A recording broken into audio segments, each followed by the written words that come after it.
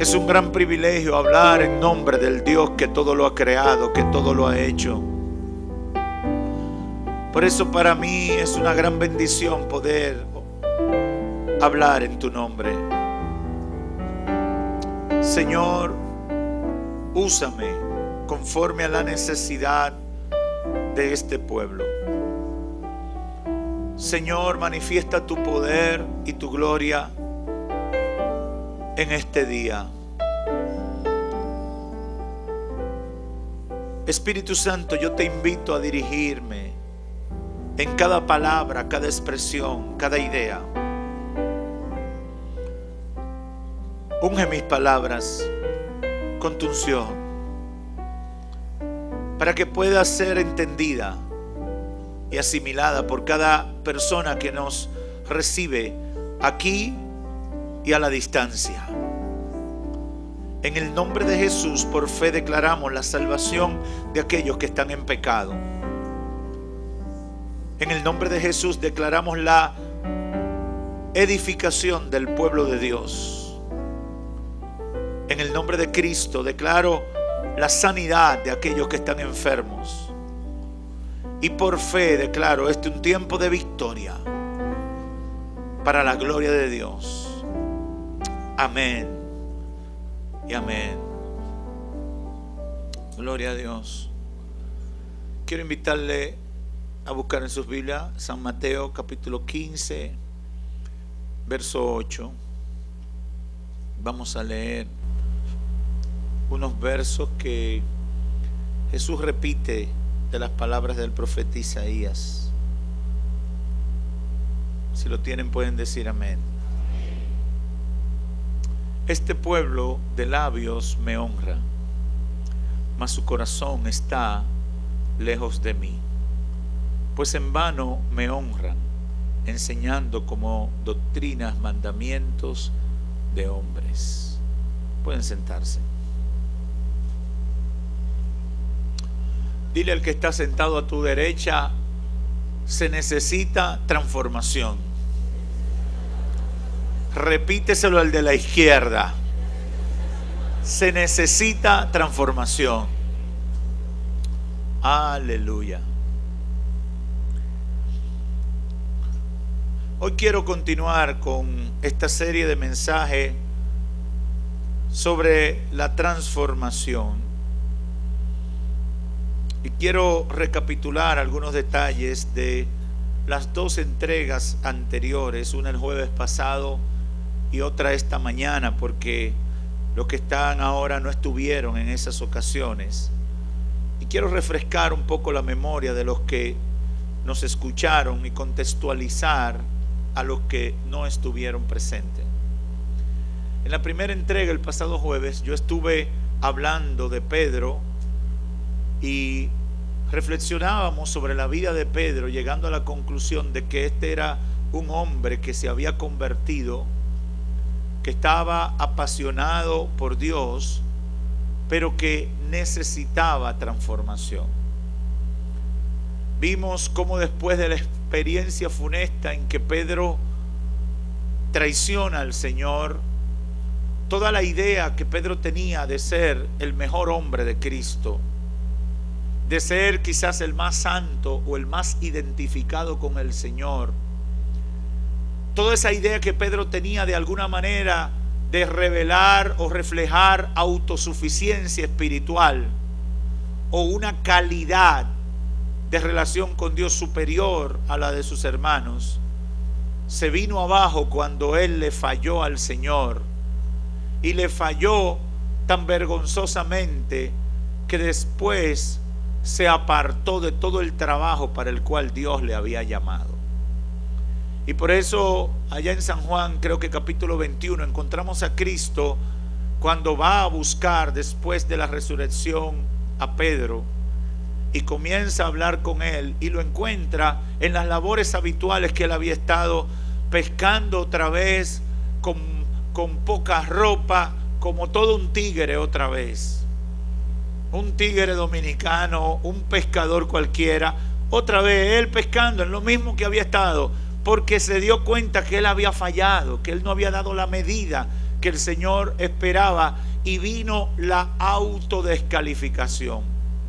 Por eso una de las cosas importantes que debemos aprender en ejemplos como esto es que cuando le servimos a Dios lo hacemos con sinceridad de corazón, pero reconociendo que dependemos de Dios cada día de nuestra vida.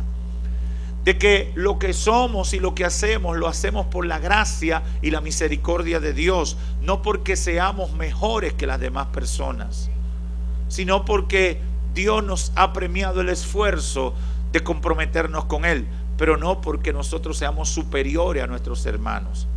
Dile al que está a tu lado: yo no soy superior a ti. Así derribamos toda altivez, admitiendo que no somos superiores, sino que dependemos de Dios. ¿Cuántos están aquí por la misericordia de Dios? Pedro le costó aprender eso, pero después de la experiencia él entendió y se convirtió en un hombre humilde, en un hombre reservado a la hora de expresar opiniones. Aunque tenía la pasión, cuidó no ser visto como un altivo ni un autosuficiente en su servicio a Dios. Vimos eso en la vida de Pedro, ¿verdad? Recapitulando esta mañana, estuve hablando del caso de Judas Iscariote, un personaje muy rechazado por los cristianos.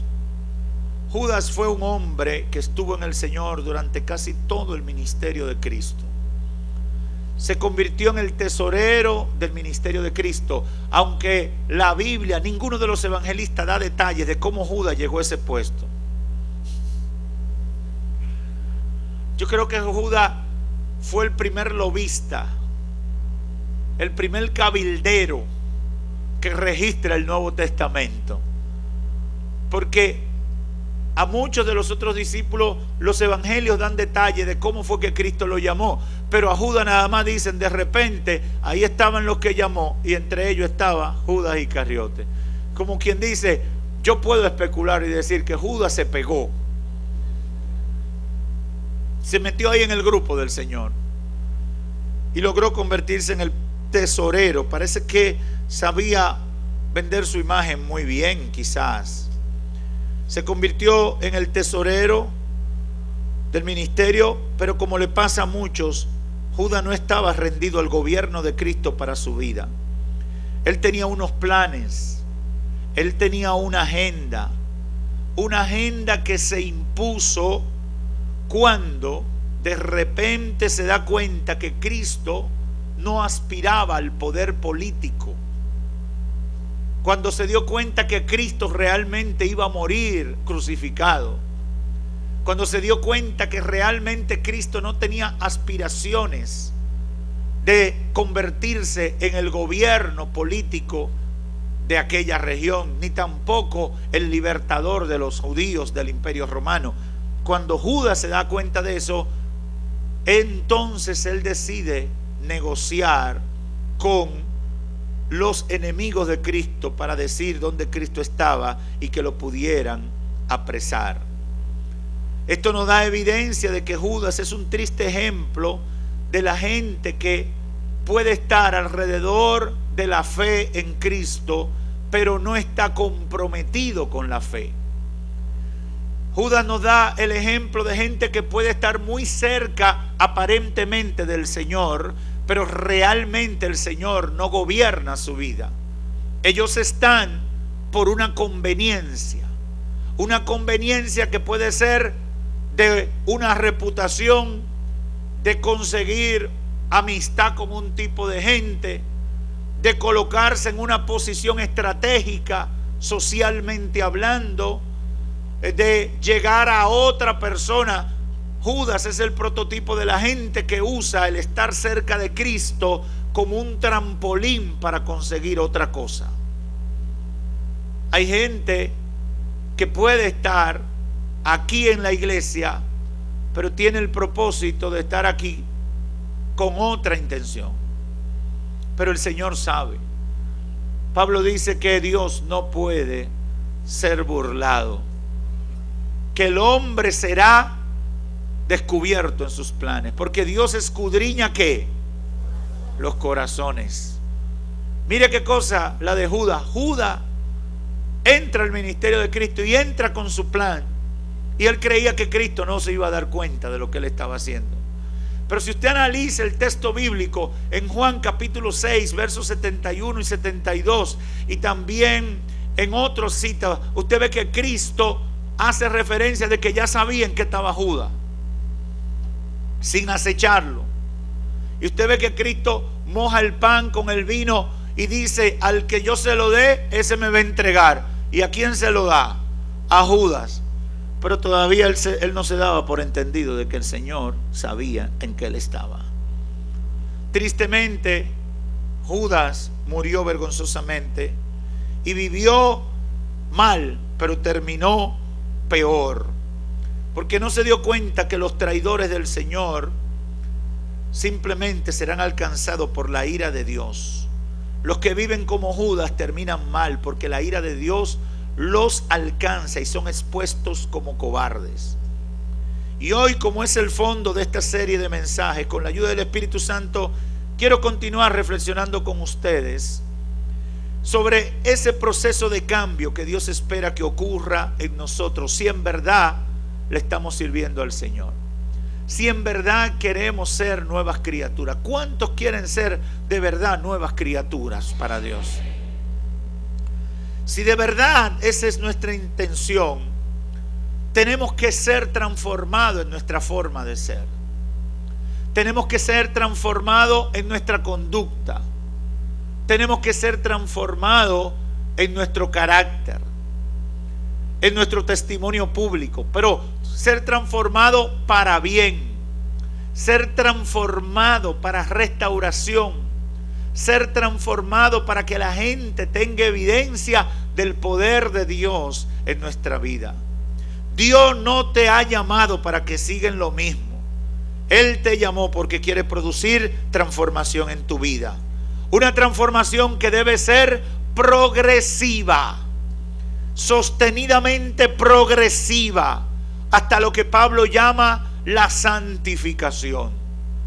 Hebreos 12:14 dice: tened la paz con todo y la santidad, sin la cual nadie verá al Señor. El que quiere ver a Dios tiene que vivir una vida santa. De otra manera no puede ser. El que quiere ver a Dios tiene que vivir una vida agradable a Dios. Usted no puede convertirse a Cristo y vivir como un impío. Usted no puede convertirse a Cristo y seguir con la misma maña. Usted no puede convertirse a Cristo y seguir siendo hablador, mentiroso, chismoso, porque eso es pecado y hay que dejarlo atrás. Usted no puede convertirse a Cristo y seguir siendo un adúltero. Usted no puede convertirse a Cristo y seguir consumiendo pornografía. Usted no puede convertirse a Cristo y seguir siendo orgulloso, vanidoso. No puede. Tiene que ser transformado. Tiene que ser cambiado. Pero eso viene a partir de la disposición de mi corazón. Y cuando yo me dispongo y tomo medidas en mi vida, el Espíritu Santo viene sobre mí e imparte el poder sobrenatural para vencerlo. Pero yo tengo que hacer mi parte y el Señor hará la suya. Pero si yo no quiero, ¿me va a cambiar el Señor? No, porque yo soy el arquitecto de mi victoria o de mi fracaso. Hoy, en esta tercera entrega, yo quiero hablar de un rebelde transformado para siempre. Un rebelde transformado para siempre. Eso es lo que el Espíritu Santo ha puesto en mi corazón. Este es el tercer caso que presento de esta serie.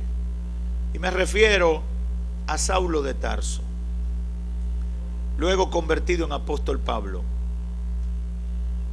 Hay casos que uno piensa que nunca será posible que le sirvan al Señor. Yo no sé si usted ha pasado por esa experiencia, que usted ha conocido gente y dice, ese nunca yo me lo voy a encontrar como cristiano, ese nunca yo lo voy a ver sirviéndole al Señor, y de repente se encuentra con ellos y dice, pero no puede ser, de verdad que Dios es grande. ¿Sí o no? Porque en el pensamiento de uno hay gente que no dan para convertirse. Y yo quiero decirle algo, la experiencia me ha enseñado que Dios le encanta glorificarse con ese tipo de gente. Aquí hay unos cuantos de eso, que antes la gente decía, se puede convertir Satanás, pero ese no se convierte, y el Señor lo cambia, lo transforma, y después es un ejemplo del poder de Dios manifestado en la vida de un hombre o de una mujer. Saulo de Tarso era un rebelde. Nació en la ciudad de Tarso. Según la tradición, su familia venía de Galilea, y se supone que su padre era comerciante y había obtenido la ciudadanía romana que Saulo heredó. Fue enviado a Jerusalén probablemente alrededor de los 13 años para que estudiara con el maestro Gamaliel. No se sabe a dónde fue cuando terminó sus estudios, pero no estuvo en Jerusalén cuando crucificaron a Cristo, porque se estima que él tenía una edad similar a la que Cristo tuvo. Pero cuando a Cristo lo crucificaron, él no estaba por esas praderas. Él estaba quizás por Tarso, por Cilicia, la capital de esa región, etcétera, pero no estaba en Jerusalén. Lo cierto es que no se sabe cuándo terminó sus estudios ni qué hizo en un periodo de tiempo después de haber estado con Gamaliel, pero sí todo el mundo está muy claro. Algunos especulan que decidió seguir estudiando con otros maestros, porque lo cierto, y todo el mundo lo corroboró, fue que Saulo fue muy bien preparado intelectualmente y tuvo mucha preparación en el conocimiento del judaísmo, hasta convertirse en uno de los maestros del judaísmo. En Gálatas 1:14 él dice, en el judaísmo aventajaba a muchos de mis contemporáneos en mi nación, siendo mucho más celoso de las tradiciones de mis padres. En 1 Timoteo 4:13, Pablo le dice, Saulo, que después se convirtió en Pablo, le dice a Timoteo, entre tanto que voy, ocúpate de la lectura. Era un hombre que tiraba página o rollo para la izquierda o para abajo, porque en ese tiempo no había libro, eran rollos, lienzos. Entonces era un hombre que se ocupaba. Por eso le da el consejo a Timoteo y le dice, ocúpate en la lectura, no estés ocioso. El procurador Festo, en Hechos capítulo 26-24, lo calificó de loco cuando le dice, Pablo, las muchas letras te vuelven loco, porque parece que le citó tantas cosas que el procurador se quedó anonadado con la sabiduría y el conocimiento que tenía este hombre. En Hechos capítulo 7 verso 58 lo encontramos tomando parte en la muerte del primer mártir cristiano, Esteban, y a partir de ahí vemos que Saulo de Tarso se convierte en un poderoso perseguidor de los cristianos, hasta el punto de conseguir la autorización de los judíos, de las autoridades judías, para apresar y matar a los seguidores de Jesús. Y es precisamente en su misión de perseguidor de Cristo, camino a la ciudad de Damasco, que el Señor Jesucristo se le aparece. Al mediodía, una luz refulgente produce un impacto en la vida de Saulo. Y le dice, Saulo, Saulo, ¿por qué tú me persigues? ¿Quién eres, Señor?, le dijo Saulo. Yo soy Jesús, aleluya, al que tú estás persiguiendo. Dura cosa te es dar patadas contra la punta de una lanza. Eso es como el pleito del huevo y la piedra. La piedra el huevo se le tira a la piedra para darle un golpe y se explota. Y si la piedra le cae al huevo, también el huevo se explota. entonces al huevo no le conviene esa confrontación. Como quiera se explota. Saulo se convierte y comienza un proceso de transformación en su vida. Hechos capítulo 9, verso 1 al 6, usted puede ver todo lo que comienza a pasar en la vida de este rebelde, de este hombre perseguidor de cristianos, de este hombre que lo menos que podía pensar alguien es que se podía convertir. En el verso 1 usted ve que él respiraba amenaza en contra de los cristianos, pero el Señor lo toca y él temblando, verso 6, temeroso dijo: Señor, ¿qué quieres que yo haga? Y el Señor le dijo: levántate y entra en la ciudad y se te dirá lo que debes hacer. Qué tremendo. ¿Qué pasó en ese hombre? ¿Cómo pudo cambiar? El impacto del poder de Dios en su vida lo llevó al cambio. Dios siempre va a generar un encuentro con él. Por eso nosotros decimos: la conversión no puede ser un acto para complacer a alguien. Por lo menos debe venir la convicción de que Dios me está llamando. Debe venir el entendimiento de que no puedo seguir la vida que estoy viviendo, sino que debo cambiar y vivir una vida agradable a Dios. Eso fue lo que le pasó a Saulo de Tarso. Fue impactado por el poder de Dios. Y cuando el poder de Dios lo impacta, dice el verso 6, él temblando y temeroso dijo: Señor, ¿qué tú quieres que yo haga? ¿Le ha preguntado esto a usted al Señor en algún momento de su vida?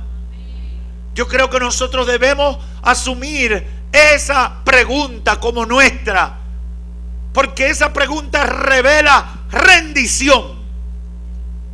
Esa pregunta revela que depongo mis actitudes, que ya yo no soy Molina, yo soy cristiano y después Molina, porque hay gente que por el apellido son unos desórdenes. No, es que los que somos apellido Molina somos desórdenes. ¿Y quién te ha dicho que tú tienes que ser así? Eso lo dijo el diablo. Eso se lo inventó el diablo. Eso lo produjo el diablo. Y el diablo es que tiene que quedarse con eso, no tú.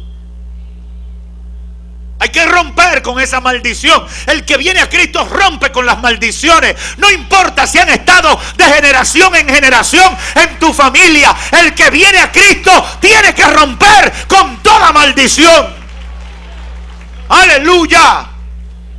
Tú no tienes que ser la vergüenza de la sociedad. Tú tienes que ser diferente porque Cristo Jesús ha tocado tu vida. El Señor se le revela a Saulo camino a Damasco. ¿Y qué pasó con la vida de Saulo a partir de esa experiencia? Comienza a desarrollarse un cambio progresivo en su vida.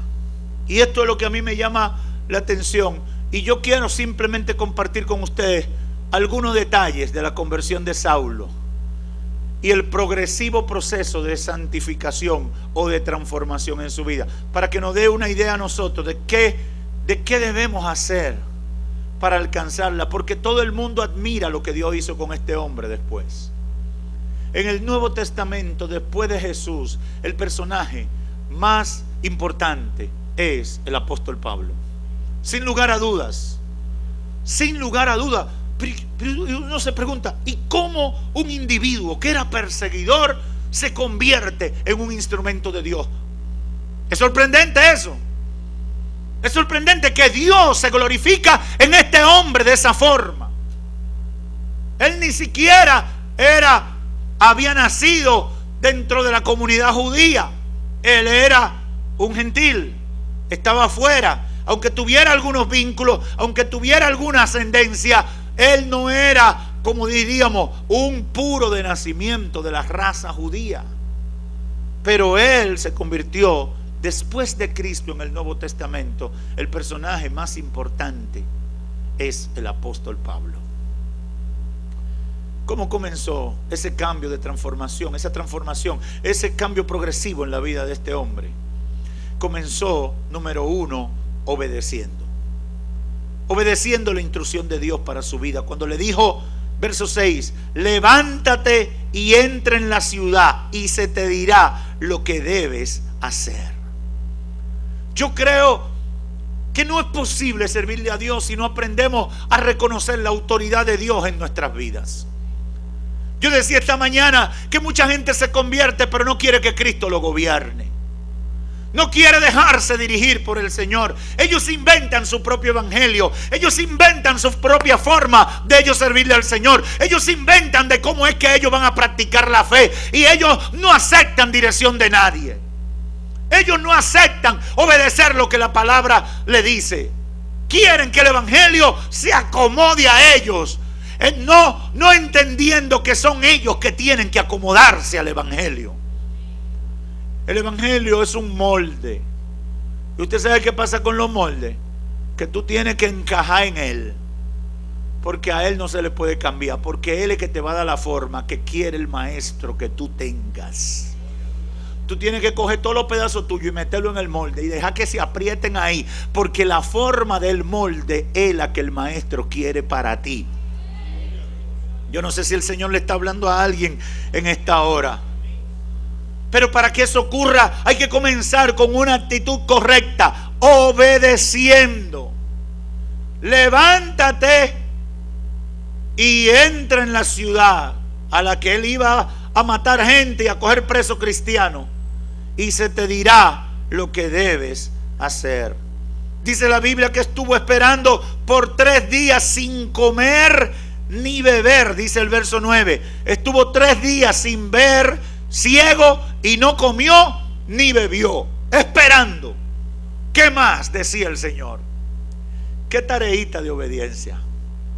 Si el Señor nos pone a alguno de nosotros una tareita como esa, a las 2 horas estamos rebelados, peleando y con el cuchillo en la mano. ¿Cómo va a ser que el Señor ahora me deja ciego y ahora no me deja pararme? Él no sabe que estoy ciego. ¿Por qué no se está dando cuenta que los ciegos no van para parte? Es que él no se está dando cuenta. Saulo ni comió ni bebió durante 3 días. Un ayuno que quizás él no conocía que se ayunaba de esa manera, porque estaba ciego. Y esa voz que le impactó le dijo: quédate y espera lo que se va a hacer contigo. Se te va a decir lo que debes hacer. Pero ve y llega hasta el sitio y llega allá y quédate ahí. Al 3er día, sin comer, sin beber y sin ver, entonces fue que vino alguna noticia de lo que estaba pasando con él. En la vida de este hombre la transformación comenzó aprendiendo a obedecer. ¿Estás tú obedeciendo a Dios? ¿Estamos nosotros obedeciendo al Señor? ¿Estamos dejándonos guiar por la palabra de Dios? Yo creo que esa es una pregunta, es una reflexión que debemos hacer regularmente. ¿Mi conducta está alineada con la voluntad de Dios para mi vida? ¿Estoy yo siguiendo al Señor o estoy siguiendo lo que yo quiero? Pablo comenzó obedeciendo su proceso de la transformación, porque la transformación comienza con la obediencia a Dios y la instrucción que viene de parte de Él. No hay otra forma. Los chivos sin ley no caben en el evangelio. Que se escuche bien eso. Los chivos sin ley, los piratas del Caribe, no caben en el evangelio. Hay que aprender a ser obediente. Muchas personas quieren vivir la vida cristiana, pero no aceptan obedecer la instrucción. No aceptan a los hombres y mujeres que Dios ha puesto para ayudarlos. De esa manera nunca habrá transformación. Hay gente que no le creen a los pastores. Hay un hermano que conocí antes de servirle al Señor, y él me decía: yo no creo en los pastores. El Señor tuvo que trabajar con él y ha comenzado a creer en los hombres de Dios, aunque con serias dudas en muchas ocasiones. Pero hay que vencer todos los malos ejemplos que hayamos visto. Hay que vencer la duda. Hay que vencer los malos testimonios. Hay que creer. Sin fe es imposible agradar a Dios, porque el que se acerca a Dios tiene que creer que Él existe y que es galardonador de los que le buscan. Hebreos 11:6. El que no está dispuesto a obedecer y a creer no puede alcanzar la victoria del Evangelio. Si no obedeces la palabra de Dios, ni tampoco a su siervo, te quedarás ciego, aunque hayas escuchado la voz de Dios llamándote, porque al trono de la gracia de Dios se llega obedeciendo. Al trono de Dios se llega obedeciendo. Lo primero que encontramos en la vida de Saulo, que después se convirtió en el apóstol Pablo, fue obediencia. Lo segundo que pasó en la vida de Saulo es que comenzó a predicar a Cristo en la sinagoga, donde él debía ir a perseguir a los cristianos y donde conocían su condición de perseguidor de cristianos. Si te vas al capítulo 20, al verso 20 al 22, en el mismo capítulo 9 del libro de los Hechos, va a encontrar, dice: enseguida Saulo predicaba a Cristo en la sinagoga, diciendo que este era el Hijo de Dios, y todos los que le oían estaban atónitos y decían: ¿no es este el que asolaba en Jerusalén a los que invocaban este nombre? Y a eso vino acá, para llevarlo preso ante los principales sacerdotes.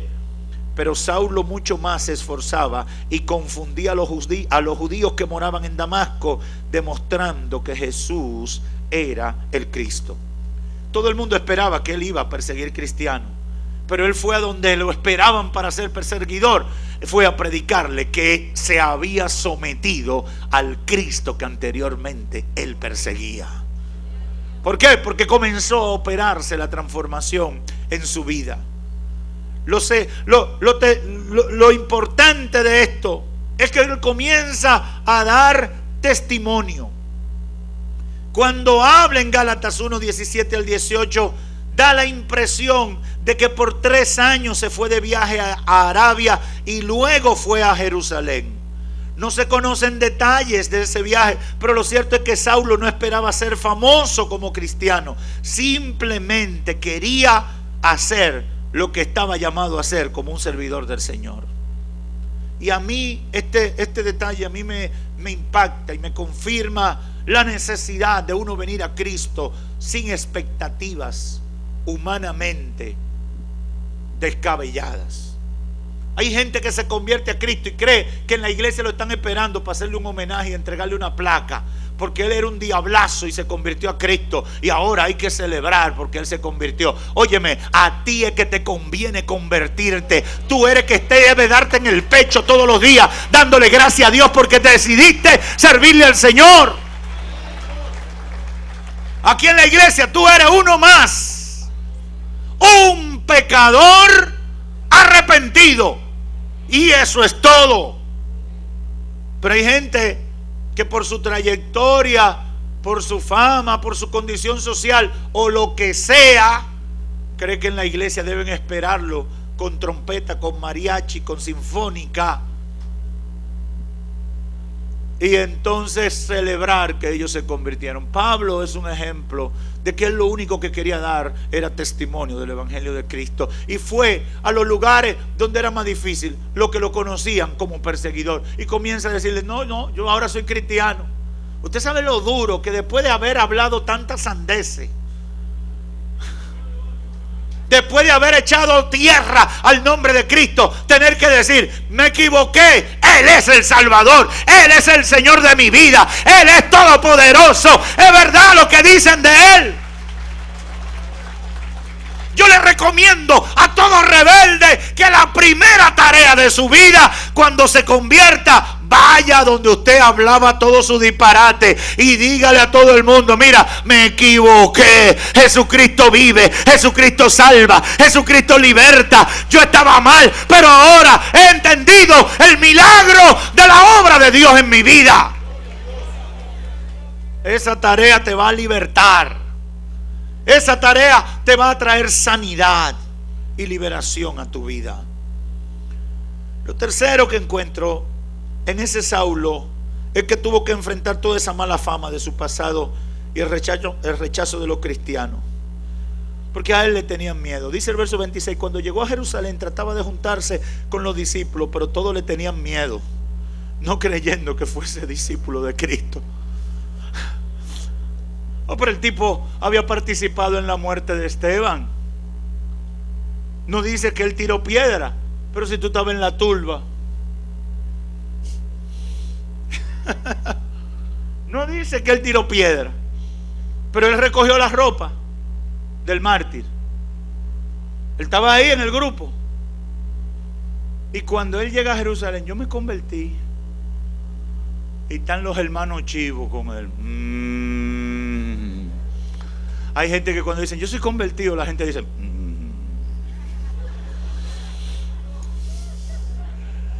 Hay mujeres que dicen: míralo ahora, ya me ha engañado tantas veces, ahora viene con el traje convertido, a ver si me engaña otra vez. Aquí hay muchos hombres que le ha pasado eso, y hay un grupito, no se lo diga a nadie, que la están pasando.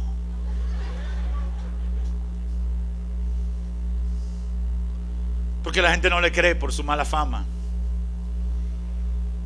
Le tenían miedo. Y es Bernabé que lo introduce testificando de lo que Dios había hecho en su vida. Bernabé lo toma y lo presenta a los apóstoles y le contó el testimonio de cómo Saulo había visto en el camino al Señor cuando iba a Damasco, y cómo el Señor trató con él y cómo valerosamente él aceptó a Jesucristo. En este proceso Saulo enfrenta la mala fama. Qué difícil es enfrentar la mala fama. Qué difícil es hablarle a la gente que uno conoce, a la gente que bebió cerveza contigo, a la gente que parrandeaba contigo. Qué difícil es decirle a la mujer con la que tú le fuiste infiel a tu esposa: yo me convertí. Alábalo. Qué difícil es decirle a tus amigos que saben cómo tú pensabas y cómo tú te manejabas: yo soy diferente. Pero el que quiere transformación hace todo lo necesario para que esa transformación no se detenga, sino que todo el mundo sea testigo de que Jesucristo vive y reina en su vida. Esa es la realidad. Esa es la realidad. Saulo alcanzó transformación porque no tuvo miedo a enfrentar la mala fama de su pasado. Lo cuarto que encontré en la vida de este hombre fue que después de eso regresa a la ciudad de Tarso, donde permanece unos 8 a 10 años, dicen los historiadores bíblicos. 8 a 10 años duró ahí en Tarso. Piensan algunos historiadores que estuvo dando testimonio del evangelio en los lugares que le conocían, y por esa razón tuvo que sufrir azotes por causa de su nueva fe.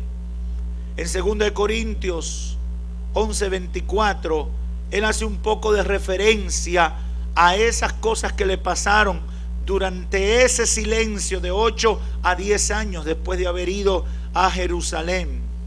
Y él testifica de que había sido azotado. Dice: de los judíos 5 veces recibido 40 azotes menos 1, 39 latigazos. 5 veces le habían dado pela. 5 veces. Y yo quiero que usted piense en esto. Esto eran pelas vergonzosas, porque eran pelas públicas a un hombre que era una figura pública. Eso era una ignominia, una vergüenza. Eso era dañar la reputación. ¿Por qué? Porque él había traicionado lo que él creía que era la verdad. Él renunció a toda esa mentira que le llevó a ser perseguidor del Señor. Y por causa de esa fe, el establishment, el statu quo religioso y político de su tiempo no podía aceptar eso que estaba pasando. Pero Pablo aceptó que lo maltrataran y públicamente pagar el precio de que él había decidido servirle al Señor. ¿Qué precio has pagado tú por servirle al Señor? ¿Qué has tenido que aceptar por servirle al Señor? ¿Qué has tenido que renunciar por servirle al Señor? Cualquier cosa que tengamos que hacer, cualquier cosa que estemos obligados a hacer para mantener nuestra fe, vale la pena, porque la salvación que hemos recibido es más valiosa que todo lo que podamos haber perdido de esta tierra. ¡Aleluya! Pablo regresó a Tarso y duró 8 a 10 años, como decimos los dominicanos, cogiendo pela. En el anonimato se mantuvo hasta que el Espíritu Santo lo señala para encargarse junto a Bernabé de una misión de ayuda a los hermanos de Judea, tal como lo dice Hechos capítulo 11 versos 28 al 30. Quiero ir redondeando la idea de lo que el Espíritu Santo me ha revelado para traer hoy.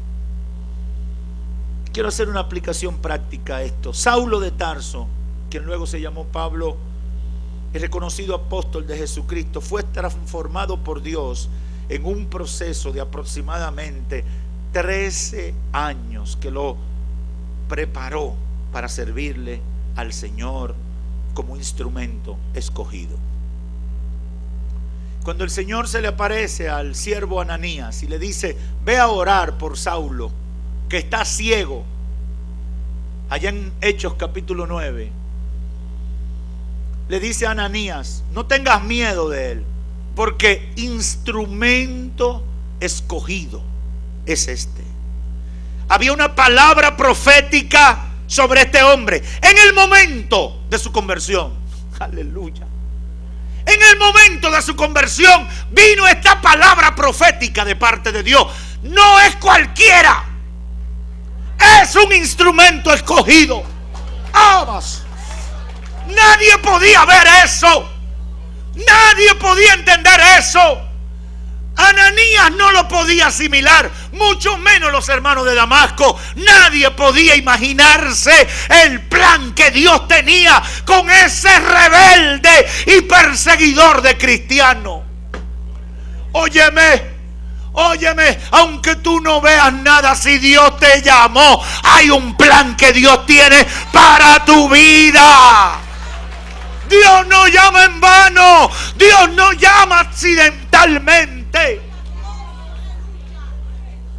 No te dejes turbar por el diablo, no te dejes amargar la vida por Satanás, y mucho menos por los arlequines y bufones de la corte satánica. Tú tienes que mantenerte en el proceso, creyendo la palabra de Dios que hay sobre tu vida.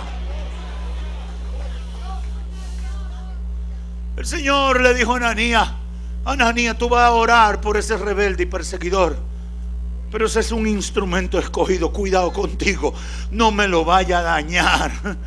Aleluya, aleluya, aleluya. No me lo daña, Ananías. Ve y ora por él para que reciba la vista. Pero cuidado. Yo no sé si Ananías le comentó eso a Pablo. Yo no sé si Ananías le dijo: mira, el Señor me dijo que tú vas un tremendo. Es posible, si Ananías era medio hablador y de esa gente que habla mucho, que no se guardan los secretos, no se guardan los secretos. El Señor no da detalle que le dijo no se lo diga. Es posible que Ananías le dijo: mira, yo estoy aquí, yo no creía mucho, pero el Señor me dijo: ven ahora por él, que voy a hacer cosas grandes con él. Yo no sé si Ananías se lo dijo, pero si se lo dijo, piense qué pasó en la mente y el corazón de Pablo cuando iba por el año número 12 y no veía gloria de Dios en su vida. Lo que le estaban dando era pela. Póngase a pensar. Póngase a pensar. 12 años han pasado y lo único que me están dando es pela por ser cristiano. Yo no sé si el Señor le está hablando a alguien en este día.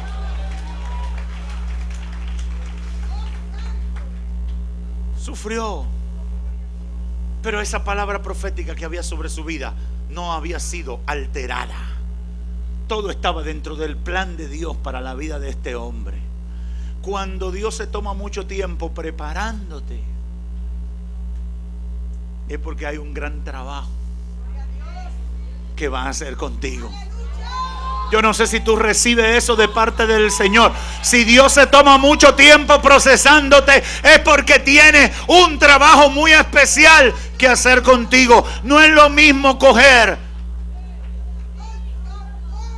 un instrumento de una vajilla de oro fino para servir en una gran casa de un gran rico, de una gran corte de un rey, que un instrumento para comer en un patio, en una fonda. Hay a uno que le van a dar mucho fuego y lo van a pulir mucho y lo van a decorar mucho y le van a dar vuelta otra vez y van a volver a diseñarlo y lo van a poner y quizás haya un desesperado y diga: sácalo ya del horno. Pero el maestro dice: no, todavía no está listo, porque instrumento escogido es para mí. Yo no sé cuánto hay en el horno en esta tarde, pero coge tu horno contento.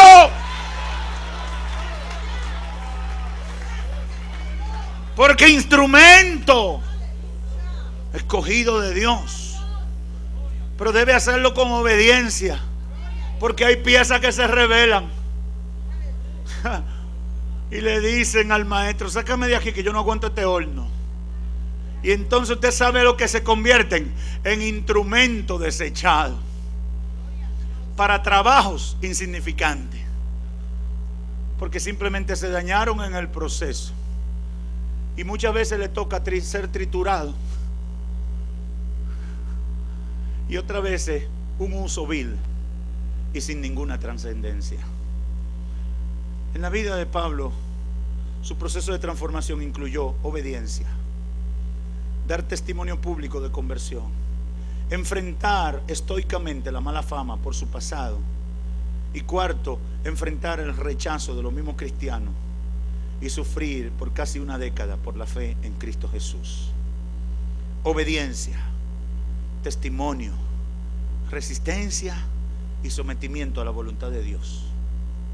Esa es la marca de la transformación de Pablo. Obediencia, testimonio, resistencia y sometimiento. Esa es la marca del proceso de transformación de Pablo. Y es la recomendación que el Espíritu Santo me ha puesto en este día para todos ustedes que me están escuchando.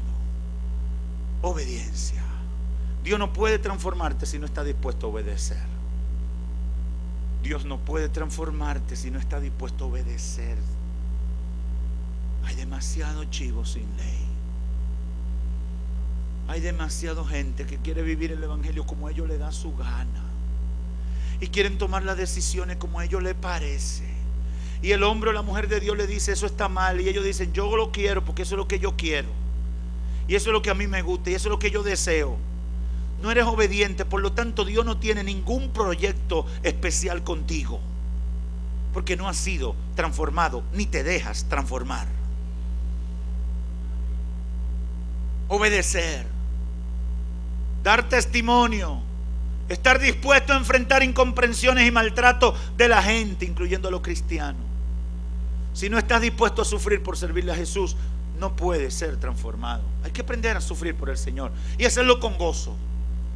Bienaventurados, dice Pedro, cuando sufran determinadas pruebas, porque los mismos padecimientos están sufriendo nuestros hermanos en otros lugares. Dice el apóstol Pedro: siéntanse dichosos, siéntate dichoso de sufrir por el nombre de Cristo. No sufrir por cabezón, por el nombre de Cristo.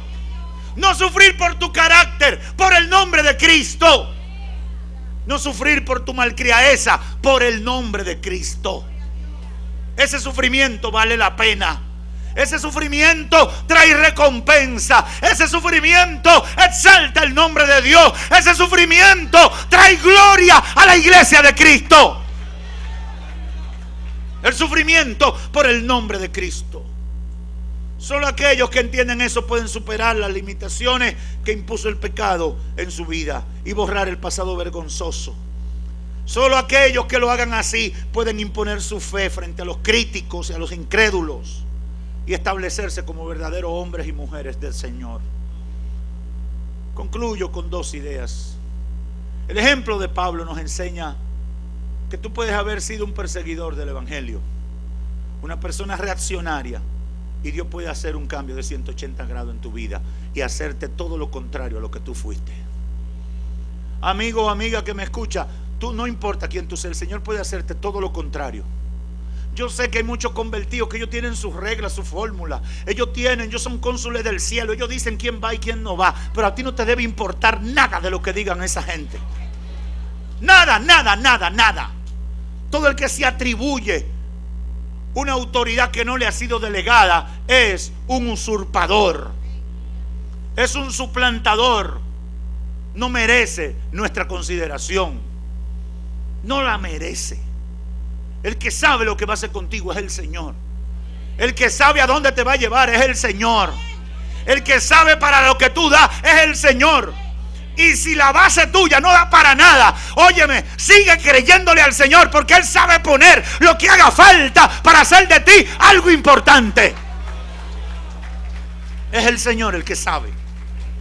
Nadie en esta tierra sabe. Yo nunca pensé que podía ser pastor, ni daba para predicar, ni daba para predicar y que la gente se convirtiera. Yo nunca lo pensé. Nunca lo pensé. Y siempre digo las palabras que me dijo un diácono en la iglesia el día que me convertí.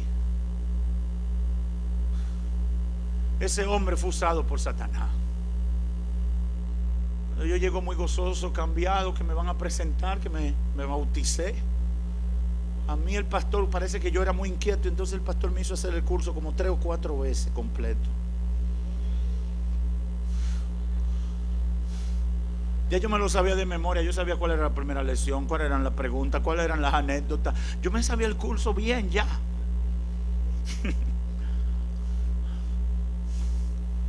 Y cuando llego yo muy contento a la iglesia, ese domingo, creo que era un culto de jubileo, era por la mañana, cuando eso casi no se hacían culto por la mañana, pero ese día era un culto de jubileo, era por la mañana, iban a presentar a todos los que se bautizaron. Yo llegué muy contento. Aleluya, me voy a bautizar, me bauticé, a mí me van a presentar. Y cuando me paro así en la iglesia y miro para adentro como para ubicar dónde está el grupo de los que nos bautizamos, se me para un diácono al lado.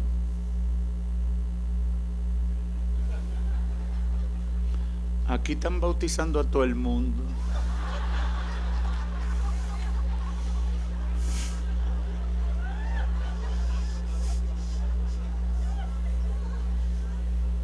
Ese individuo quería matar a un pastor.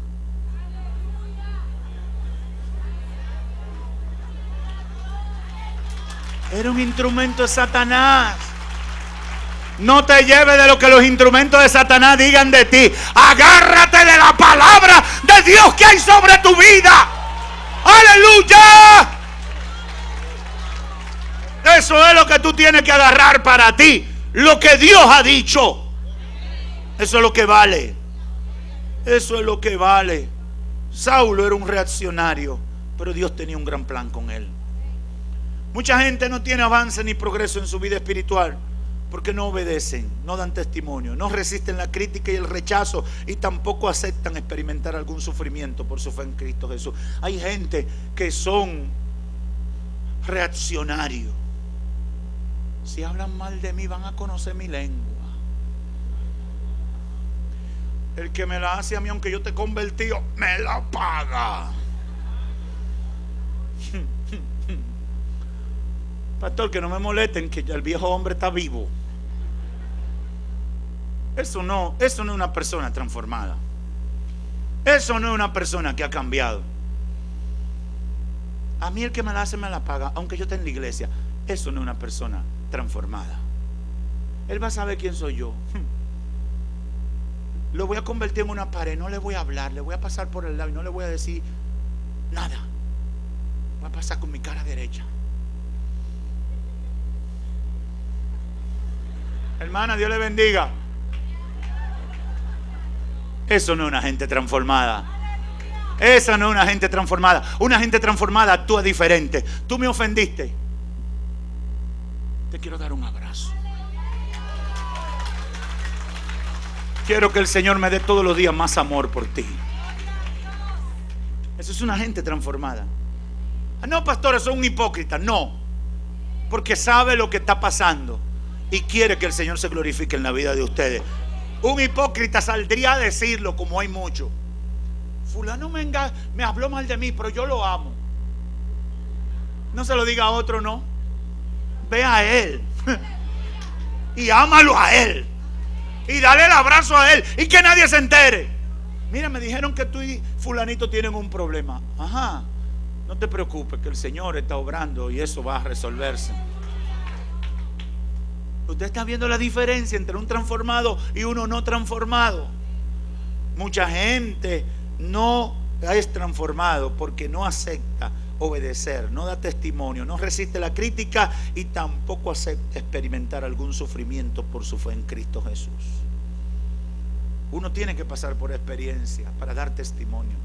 Cuando somos probados por esas experiencias difíciles y damos la medida, entonces somos promovidos. El reino de Dios, el reino de los cielos es para valientes. Y solo los valientes lo van a heredar, lo van a arrebatar. Pablo fue tocado. Saulo de Tarso fue tocado. Inmediatamente comenzó a someterse al programa de Dios para su vida, que era un programa que tenía materias durante un periodo de 13 años de anonimato y procesos difíciles, 5 pelas antes de cumplirse la palabra de Dios dada a su siervo Ananías. ¿Usted aceptaría un programita así? Que tú te conviertes y el Señor te entregue una agendita así. Mira, de ahora en adelante tú vas a ser un siervo escogido, pero aquí hay este es el plan de trabajo que tiene el Espíritu Santo contigo. 13 años de lucha. La mayoría diría: ay no, Señor, eso no es lo que yo quiero gloria, yo quiero triunfo, yo quiero bendición. Ahora yo pregunto, ¿cuántos quisieran ser el apóstol Pablo?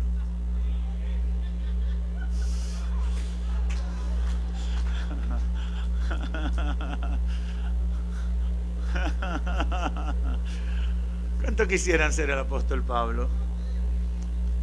Por lo que Dios hizo con él, yo estoy dispuesto a pagar el precio del programita de transformación. Al que mucho se le va a entregar, mucho se le demanda. Ese hombre tuvo experiencias con Dios, que por eso se convirtió en ese instrumento escogido de Dios. Dios trajo cosas que no había revelado a través de otros siervos de él, a través del apóstol Pablo. Dios le dio sabiduría, inteligencia superior.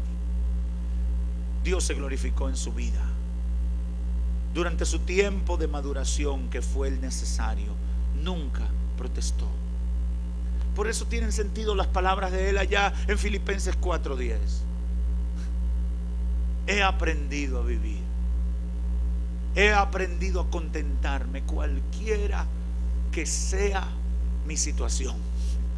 Sé vivir en escasez.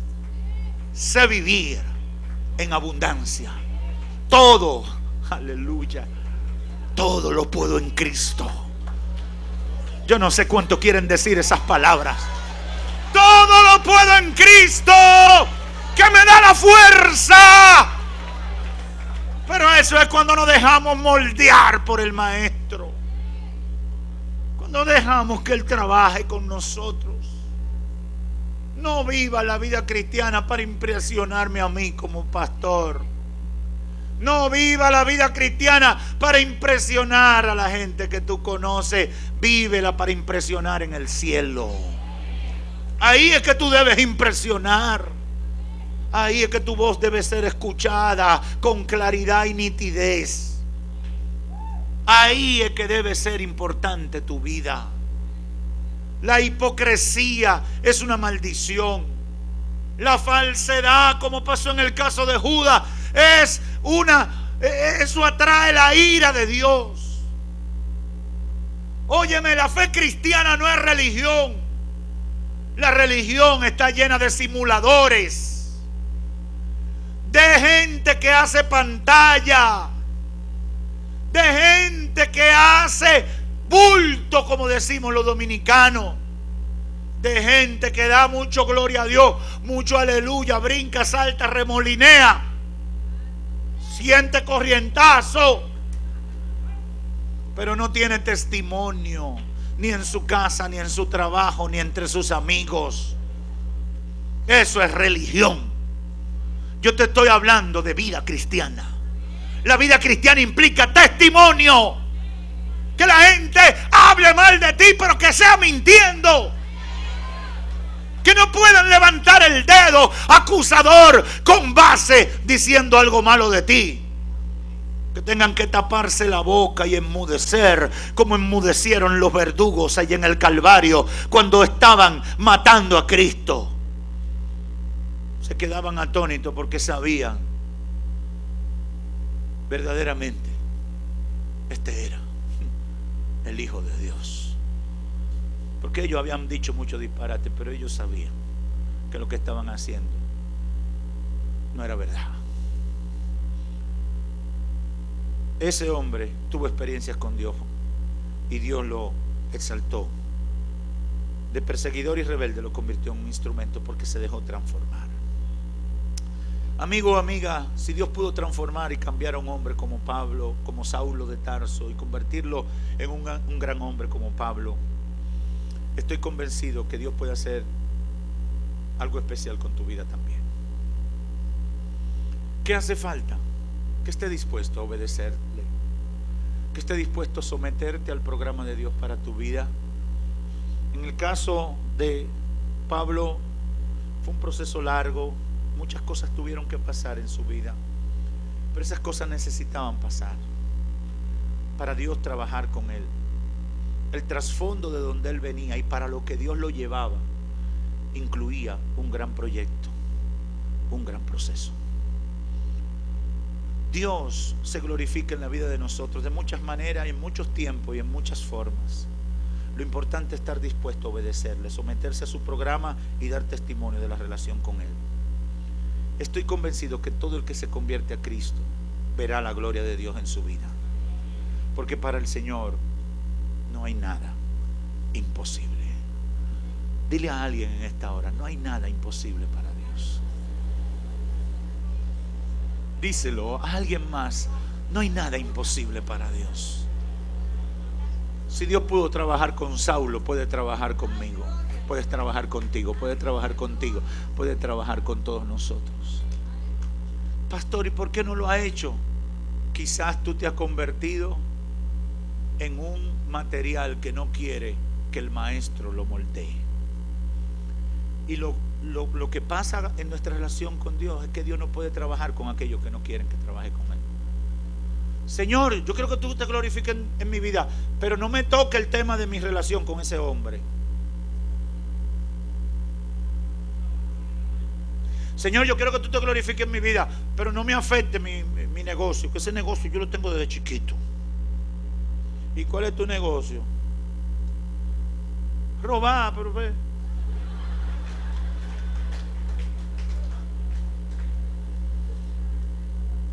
Señor, yo quiero que tú te glorifiques en mi vida, pero yo no quiero cambiar. El que funciona de esa manera, yo me río. Ajá. Así es. No, tú tienes que decir, Señor, te entrego la llave de la ciudad. Y aquí está el llavero con toda la llave chiquita, de los armarios chiquitos, de los baños, del cuarto de servicio, de todos los recovecos, eso que yo tengo. Entra, bota todo lo que tú entiendas que hay que botar. Limpia todo lo que tú entiendas que haya que limpiar. Y pon la casa en el orden. Usted sabe que hay casas que usted no puede mover un mueble si no habla con la mujer de la casa, ¿verdad? Hay algunas casas así, ¿verdad? Porque si usted mueve ese mueble, puede haber problemas.